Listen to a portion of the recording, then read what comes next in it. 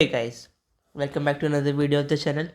और आज ही हमारा कार्बोनेटेड कंपाउंड जो कि केमिस्ट्री का 4th चैप्टर है उसका 14th पार्ट है। तो कल जो हमने स्टार्ट किया था वो हमने फंक्शनल ग्रुप स्टार्ट कर लिए थे।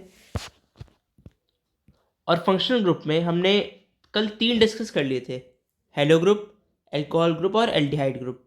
हेलो ग्रुप हमारा था जिसमें हेलोजेंस लगते हैं एज फंक्शनल ग्रुप्स, जिसमें आपके क्लोरीन, ब्रोमीन, आयोडीन ये सब होते हैं। एल्कोहल ग्रुप में आपका ऑक्सीजन और हाइड्रोजन दोनों साथ में अटैच होते हैं और वो लगता है as a functional group. Aldehyde group में एक कार्बन, एक हाइड्रोजन और एक ऑक्सीजन लगता है as a aldehydic group.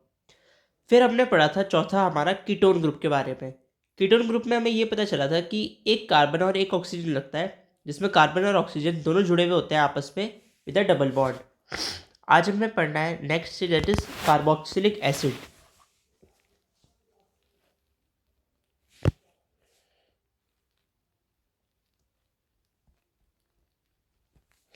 Carboxylic acid का फंक्शनल ग्रुप COOH। इसमें कार्बन, हाइड्रोजन और ऑक्सीजन तीनों है और ऑक्सीजन यहाँ पे हेट्रो एटम है। तो अब इन तीनों जो एटम्स है, तीनों जो एलिमेंट्स है, ये ऐसे जॉइंट है कि कार्बन एक ऑक्सीजन के साथ तो डबल बॉन्ड बनाता है और एक OH के साथ single bond. Carboxylic acid group present होता है हमारा जैसे मिथेनोइक एसिड में, इथेनोइक एसिड में और जो पूरी उनकी होमोलोगस सीरीज होगी उसमें। अब अगर हम कार्बोक्सिलिक एसिड के एग्जाम्पल की बात करें तो ऐसे लिखा जाता है, ये सिंपलेस्ट है, HCOOH। इस पे COOH हमारा कार्बोक्सिलिक एसिड को डिनोट कर रहा है और क्योंकि इसमें एक कार्बन आ गया तो इसलिए ये होता है हमारा methanoic acid. CH3COOH, it is our ethanoic acid. ठीक है, तो ये होते हैं हमारे कार्बोक्सिलिक एसिड के कुछ एग्जांपल्स। कार्बोक्सिलिक एसिड के जो ग्रुप होता है उसे हम कार्बोक्सिलिक ग्रुप भी कह सकते हैं या फिर इसका एक और नाम है दैट इज कार्बोक्साइल ग्रुप। ठीक है, तो जो हमारे एलिमेंट्स होंगे ऐसे, सॉरी कंपाउंड्स होंगे ऐसे जिनमें COOH ग्रुप आ रहा होगा, उन कंपाउंड्स को हम कहेंगे कार्बोक्सिलिक एसिड्स, या ये भी कह सकते हैं मैं दे आर ऑर्गेनिक एसिड्स। ठीक है, तो ये होता है हमारा कार्बोक्सिलिक एसिड का ग्रुप। नेक्स्ट हमारा आता है एल्कीन ग्रुप।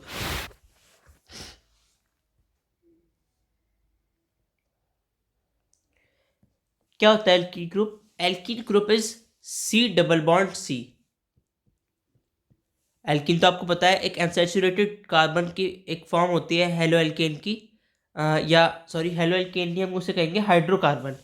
तो एल्कीन का ग्रुप में कार्बन कार्बन का डबल बॉन्ड होता है और ये ऐसे प्रेजेंट होता है जैसे कि हमारा इथीन। और खोल के अगर हम लिखेंगे इसे पूरे स्ट्रक्चर को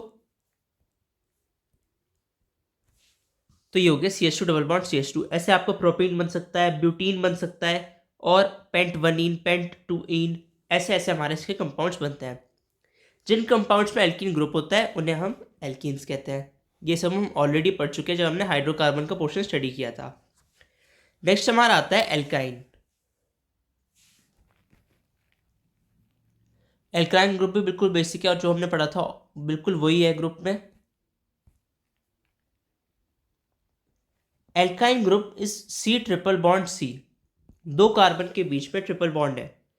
अगर आपका ट्रिपल बॉन्ड आ रहा है दो कार्बन के बीच में तो you have to denote that यहाँ पे एल्काइन ग्रुप लग रहा है। एल्काइन ग्रुप ऐसे प्रेजेंट होता है जैसे इथीन हमने पढ़ा डबल बॉन्ड, इथाइन क्या होगा C ट्रिपल बॉन्ड C और एक एक वैलेंसी दोनों की बची है तो H आ गया एक, ये होता है हमारा इथाइन। ऐसे आपका प्रोपाइन हो सकता है, ब्यूटाइन हो सकता है, हेक्साइन हो सकता है, ये होता है हमारा एल्काइन ग्रुप। जो फंक्शनल ग्रुप होता है किसी, अब हमने क्योंकि सातों फंक्शनल ग्रुप्स पढ़ लिए तो ये हमने इससे कंक्लूड किया या ये पता होना चाहिए हमें कि जो फंक्शनल ग्रुप होता है किसी भी एलिमेंट का या किसी भी कंपाउंड का, वो उस कंपाउंड को रिएक्टिव बनाता है। तो अगर वो किसी चीज़ को रिएक्टिव बना रहा है क्या, यानी कि वो ऑलरेडी खुद रिएक्टिव है रेस्ट ऑफ द कंपाउंड से। तो इस वजह से अगर कोई एलिमेंट है A और B, A एंड B का एक हमारा कंपाउंड है AB, इसमें बी रिएक्टिव नहीं है और ए बहुत रिएक्टिव है। तो यानी कि ए की वजह से वो पूरा कंपाउंड रिएक्टिव हो रहा है। तो इस वजह से जो केमिकल प्रॉपर्टीज हैं जो उस कंपाउंड की हैं वो डिनोट कर रहा है हमारा फंक्शनल ग्रुप। तो इस वजह से हम कहते हैं कि अगर कंपाउंड्स में सिमिलर फंक्शनल ग्रुप है, इस वजह से उसमें सिमिलर केमिकल प्रॉपर्टीज होंगी।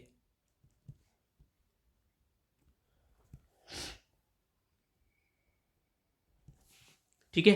तो इस वजह से अगर कोई कीटोन ग्रुप है, किसी फंक्शनल ग्रुप कोई कीटोन लगा हुआ है सी डबल बॉन्ड ओ का, तो उसमें उस कंपाउंड में हमारे जो भी होमोलोगस, अगर हम सीरीज की बात करें कीटोन्स की कोई चल रही है, तो उन सारे कीटोन्स में सिमिलर केमिकल प्रॉपर्टीज होंगी, क्योंकि जो एलिमेंट उस ग्रुप उस कंपाउंड को रिएक्टिव बना रहा है वो ज़्यादा रिएक्टिव है, उससे केमिकल प्रॉपर्टीज को डिफाइन कर रहा है। और अगर सेम फंक्शनल ग्रुप है तो यानी सिमिलर केमिकल प्रॉपर्टीज उसमें होंगी।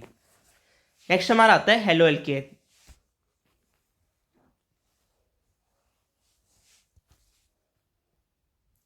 हेलो एल्केन क्या होता है? जब एक हाइड्रोजन एटम किसी एल्केन का रिप्लेस हो जाता है हेलोजन एटम से, हमें मिलता है हेलो एल्केन। नाम से सजेस्ट हो रहा है एक एल्केन है हमारे पास, उसका एक हाइड्रोजन एटम हटा लिया हेलोजन ने, तो इसलिए इसका नाम हो गया हेलो एल्केन। ठीक है, हेलो से इसका नाम पड़ गया हेलो एल्केन। एग्जाम्पल के लिए CH4 हमारा एक एल्केन है, नाम होता है इसका मिथेन। रिप्लेस कर दिया हमने एक H को बाय Cl, तो अगर इसका CH4 है,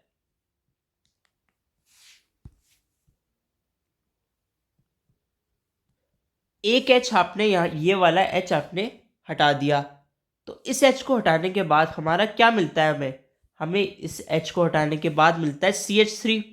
अब CH3 एक ऐसा ग्रुप है जिसके साथ अगर हम क्लोरीन लगा देंगे तो वो कंपाउंड कंप्लीट हो जाएगा, कार्बन की वैलेंसीज कंप्लीट हो जाएंगी और क्या बनेगा?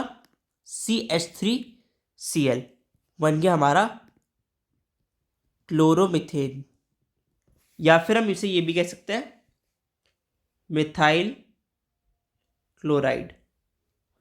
तो ये जो क्लोरोमिथेन है that is the name of A halo alkane. अब बात आती है इनकी नेमिंग की। Naming of halo alkane.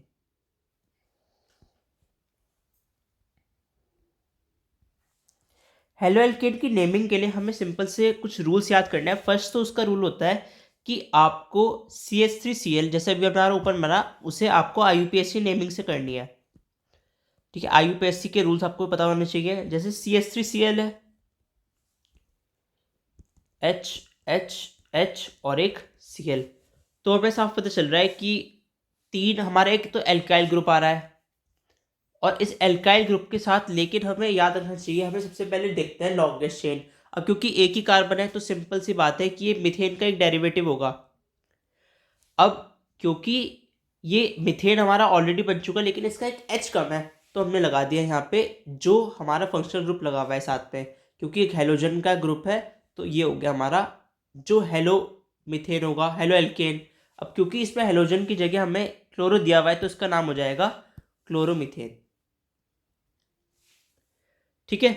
अब कोई कंपाउंड है जैसे C2H5Cl, उसे आप IUPAC नेम से अगर आप नेम करना चाह रहे हो IUPAC रूल से, तो सिंपल सी बात आपको ये समझनी है कि उसमें कि जैसे हम उसे नेम करते थे बाय IUPAC मेथड, तो बस उसमें आपका जो पेरेंट एल्केन है उसकी जगह आप हेलो ग्रुप लगाना है। बस एक रूल आपको ये याद करना है, IUPAC नेम से आपको इजीली क्लियर हो जाएगा।